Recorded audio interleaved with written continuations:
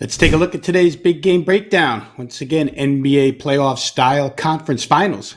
I'm going to give you a little mixed bag as far as big game breakdown best bets are concerned, and I'll let you make the choice. I'll tell you which way I lean, but I'm going to give you a little bit of two plays here, which came down to the final process in my decision making. Let's start with the game itself. Very high scoring game. It looks to me, again, and we've been taking Tyrese Halliburton's word for it all along. We'll continue to take his word for it that Indiana is never going to slow down in these playoffs. So Boston seems to be very comfortable running with Indiana. It would lead you to expect another volume shooting, very, very large number of scoring opportunities type game, always pointing toward over. Odds makers have adjusted somewhat. We're staring at 224.5, 225 now instead of what we were looking at in the first game as far as full game total. Everything's been upped by a couple of points. The first game, if we only count regulation, was, I think, 117, so 234 at the end of regulation in game one. As I said then, perhaps Indiana caught Boston flat-footed. Boston had not played any team with speed throughout the playoffs. They played Miami and Cleveland, two teams that like to be very methodical. And maybe game one caught them a little bit by surprise. I think some of the comments after the game alluded to the fact that, Pacers team speed is something that you can't really simulate in practice. I'm going to look at the first half total here for Boston to go over 60 points.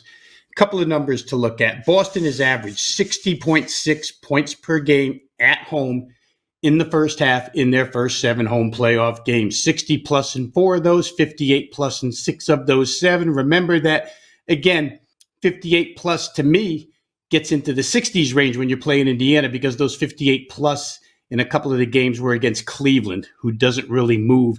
And still, Boston was able to get to 58 and 59 in 2 of their first halves against the Cleveland Cavaliers. So looks like Boston, a very big scoring first half team. They scored over 60 or 60 plus 3 times against Miami. No reason why they can't do it here again against Indiana. These two teams, for what it's worth, are the 2 highest scoring first half teams in the NBA this year. Boston averaging 62.5 per first half this season. Indiana 61.6. Boston at home, number 2 in the league at almost 63 points per game first half. Indiana 60. Those numbers add up to 123. We're only staring at 115 and a half in this game. Reason for Indiana, I think a lot has to do with the second unit. And we saw a second quarter scoring, by the way. These are the number 1 and 2 ranked teams in the NBA so far this season. They put up big second quarters. Boston at home is the best second quarter scoring team in the league, 31 and a half. Indiana's the best road scoring team in the second quarter, 31 per. So again, all these numbers, the mathematics all line up.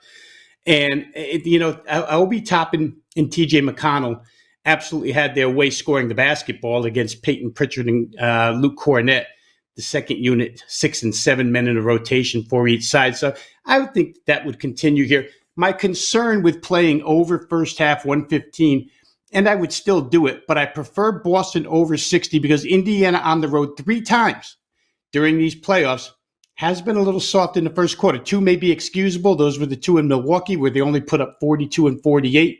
Did score 54 against the Knicks. But 3 times on the road, they haven't been up to par. Boston at home has been up to par every single time. So while I like both of these plays, I slightly lean towards Boston first half team total over 60 and not going to argue anybody off of playing first half game total over 115. So once again, best bet for the show here is going to be the Boston Celtics team total first half over 60 points.